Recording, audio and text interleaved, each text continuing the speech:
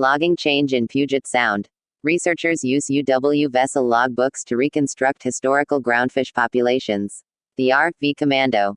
Skipper Tom Oswald Jr. is on the flying bridge and engineer Olaf Rockness is on the bow. Handwritten logbook entries from this UW research vessel, which operated between 1955 and 1980, were invaluable to present-day research on the population trends of groundfish species in Puget Sound. Bob Hitz. To understand how Puget Sound has changed, we first must understand how it used to be.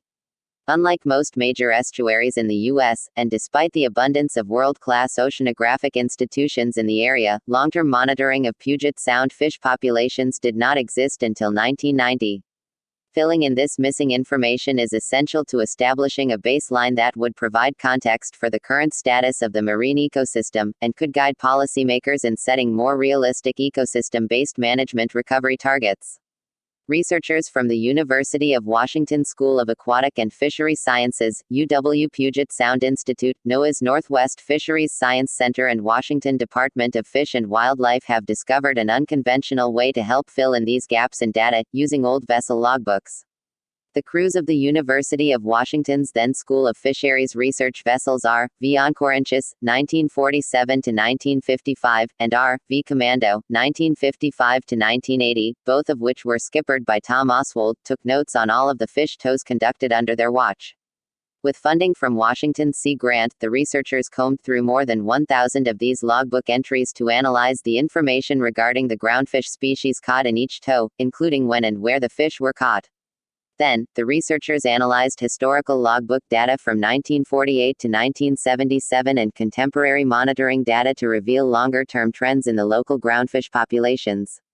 The research was published in Marine Ecology Progress Series last month. Although there were changes throughout the periods analyzed, the researchers did not find that groundfish populations today in Puget Sound look fundamentally different from the historical populations. We see the same types of fluctuations in the historical data as in the contemporary data, said Tim Essington, professor at the School of Aquatic and Fishery Sciences and the study's lead author. This suggests that boom and bust populations are natural, and speaks to the importance of having a long-time view to establishing a baseline. However, some trends did stand out, Essington explained.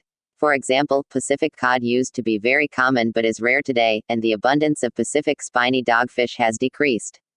The fact that the researchers were able to fill in any of the historical gaps was really a matter of luck. The right people had maintained the research vessels at the right time. They were remarkable, the records, Essington said. They not only noted the species and size but also detailed descriptions of the locations. It was amazing what we could reconstruct. A page from one of the logbooks on the RV Commando.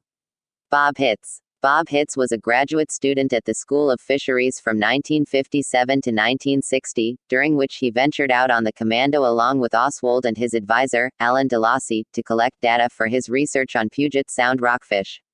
He remembers once being chastised for filling out the logbook incorrectly. I had misspelled one of the scientific names. That was the only time I remember that DeLacy got mad at me, Hitz said. He said that the logbooks had to be correct. This level of precision made Essington's work possible decades later. For Hitz, the logbooks also became a rich repository of memories. When I was going through the logs of the Commando, I found an entry that I had written on May 3, 1960, he wrote in a 2015 blog post. It was for trip number 6017 and it brought back a wave of memories, since that was my first encounter with the open waters of the Pacific Ocean. At the time I was being considered for a job with the exploratory group which worked the outside waters from Mexico to the Bering Sea. The first thing that came to my mind was, would I become seasick once I was outside? If so, would 3 years of graduate school be wasted? There was no class about seasickness given at the School of Fisheries, but there was talk. Although the researchers analyzed logbooks up until 1977, Essington explained that they became considerably less useful after 1973. As Hitz recalls, this was around the time the school began to place more emphasis on chartering the Commando for outside research, rather than using it for students' education and research. I assume the logbooks became less important when the boat was being chartered, Hitz said. Essington described the project methods as half detective work and half computer work. The detective work involved the researchers carefully perusing the old logbooks while wearing N95 masks to protect themselves from the mildew and dust prior to COVID-19. The computer work involved analyzing how the catch rates of 15 groundfish species differed between the historical and contemporary datasets to understand how the general groundfish populations differed between the two periods. Given that the details within the logbooks petered out, and then stopped altogether once the commando was retired, the researchers were forced to leave out an important period in their analysis. There was a 17-year gap between the captain's books and current monitoring, and no amount of scrappiness could fill this in, Essington said. The years between the two datasets, the bulk of the 1970s and 80s, also happened to coincide with extensive environmental change in Puget Sound, including the implementation of regulations to address pollution and protect endangered species. A few changes particularly impacted groundfish. For example, the 1974 Bolt decision resulted in increased non-tribal recreational groundfish fishing.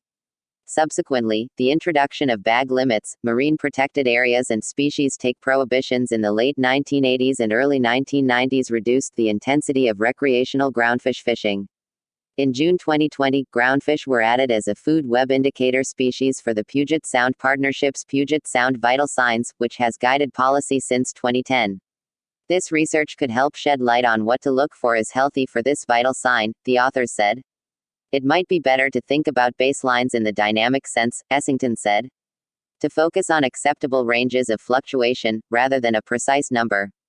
Other co-authors are Eric Ward and Cora Green of the Northwest Fisheries Sciences Center, Tessa Francis of Puget Sound Institute at UW-Tacoma, Lauren Kina, an independent consultant who previously worked at the UW School of Aquatic and Fishery Sciences, and Dayv Lowry of Washington Department of Fish and Wildlife.